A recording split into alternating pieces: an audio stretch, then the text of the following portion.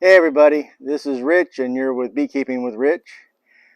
So people are always, I guess people in other parts of the country wonder when I say Africanized bees.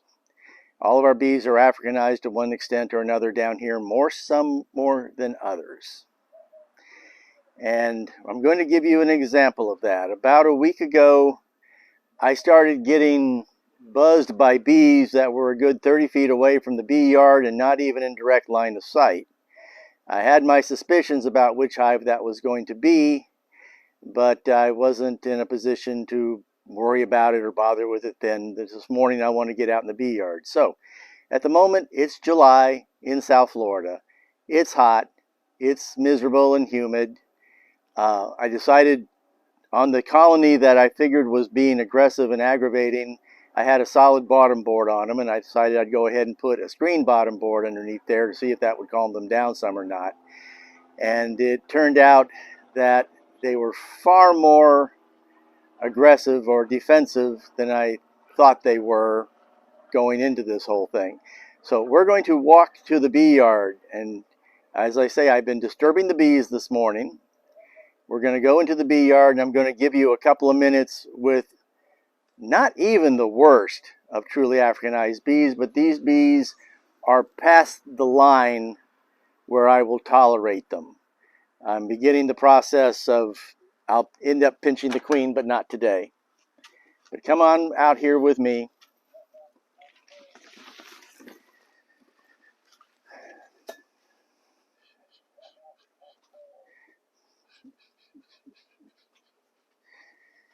Okay, they've had a few minutes to calm down because 10 minutes ago, if we were this far in, I was getting hit by half a dozen bees already.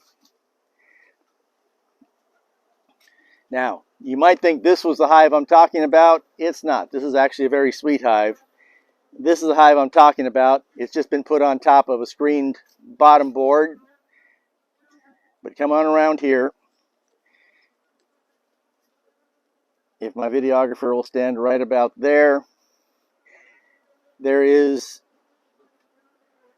this hive had 3 boxes on it. This box was the middle one. The top one's getting filled with honey. This one's mostly filled with honey at the moment. Watch what happens when we start working here.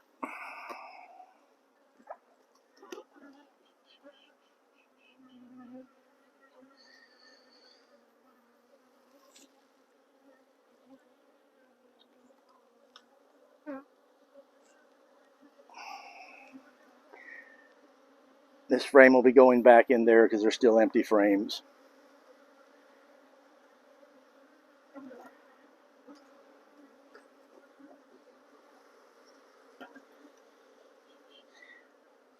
Now, the one thing about Africanized bees is they do make a lot of honey. You have to give them that, which is why the people in South America really aren't trying to do more about preventing it than they're doing at the moment.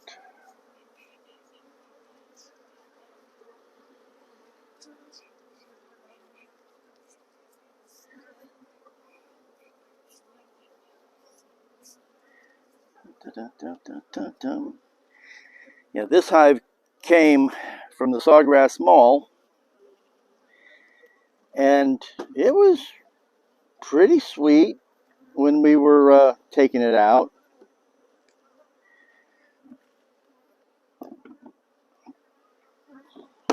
And it's been pretty sweet for most of the time since then.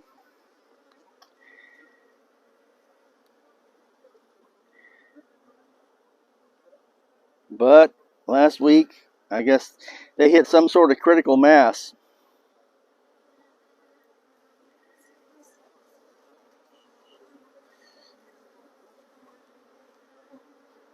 I did not hear you. Is there a reason I'm using the brush instead of the feather? Yeah, the feather's a little stiff, and I want to be able to move fast and just get the majority of the bees off of here. I'm going to demonstrate very shortly a video on my idea for a turbo fume board. I saw them being advertised about a month ago, and almost immediately after I saw them being advertised, I thought to myself, I was at Walmart. Oh, come on, you.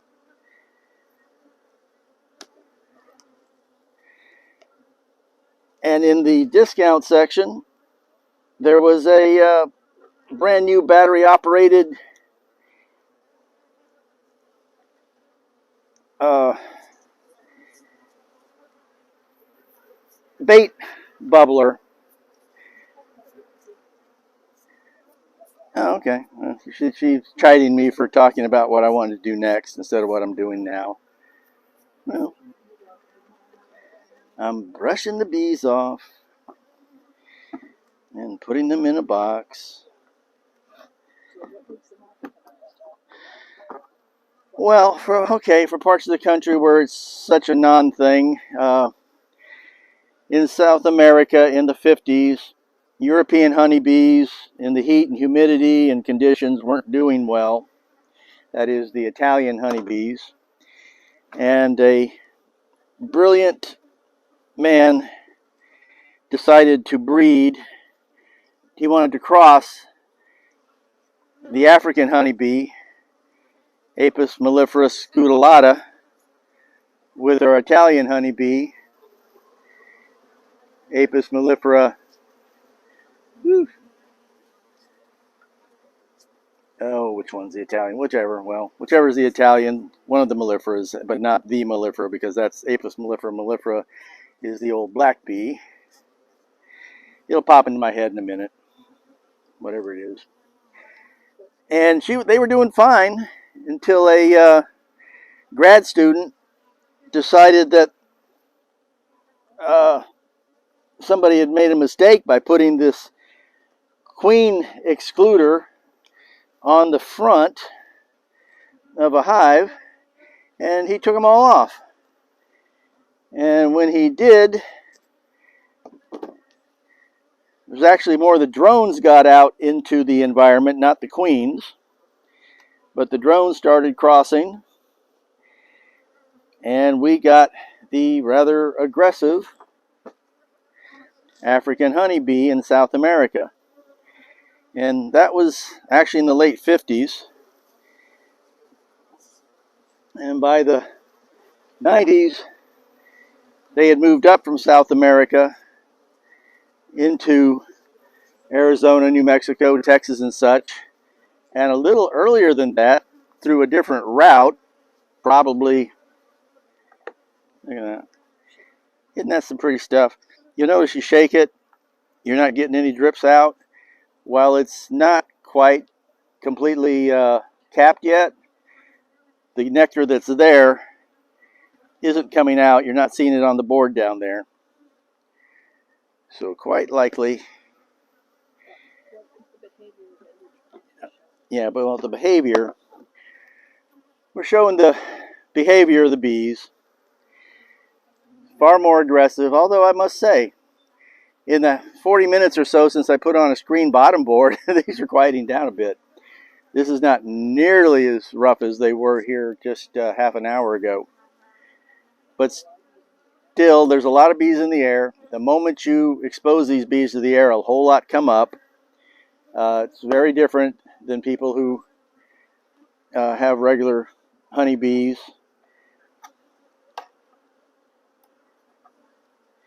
And like I say, there's just different levels of tolerance. There are people who probably, all these bees have passed state inspection. They weren't bad enough for the state to tell me I needed to requeen them or anything, but these are swarms. That box and that box are swarms. Technically, box number 2 was a swarm too. It got redone. Let's see where we're at here. Yeah, well, I'm going to put you back in.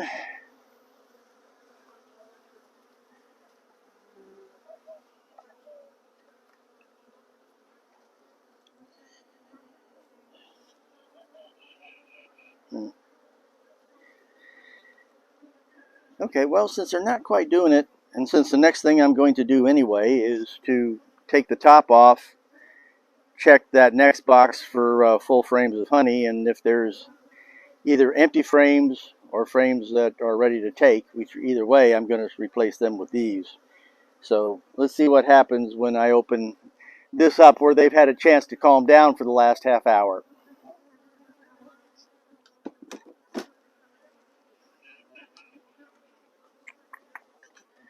You ready?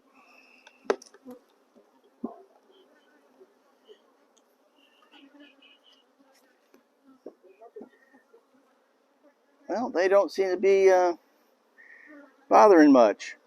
Okay.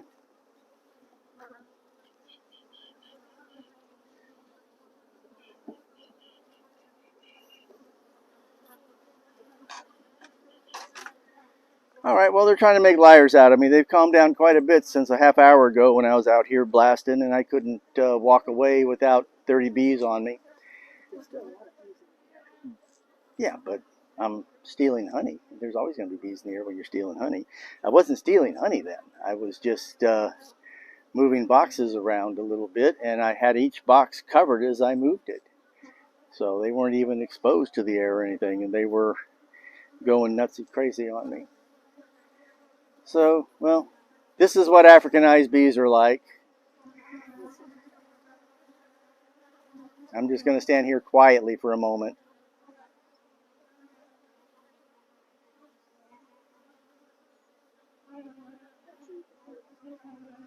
Oh, yeah.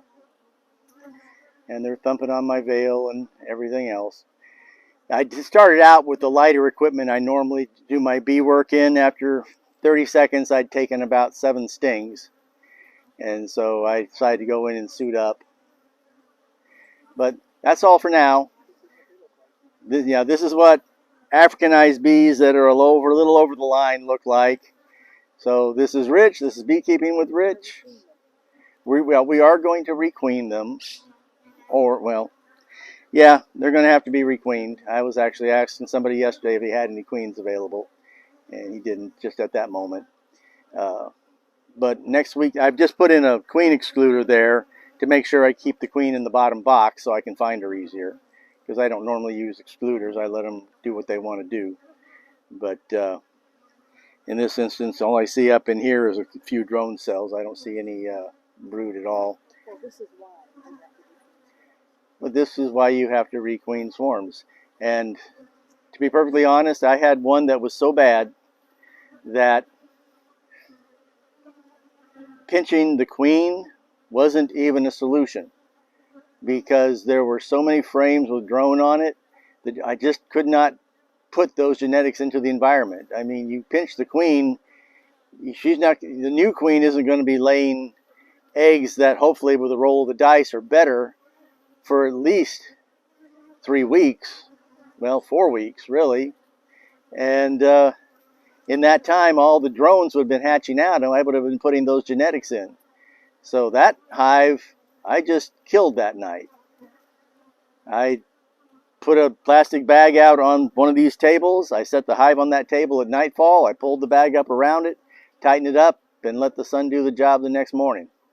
It was an unpleasant business and not something I wanted to do, but I have a responsibility as a beekeeper in South Florida to not let those genetics out into the environment. But these don't rise to that level in any way, shape, or form. This is a hive that we can still save. So this is Rich. This is Beekeeping with Rich. Like and subscribe. There'll be more videos coming real soon. See y'all.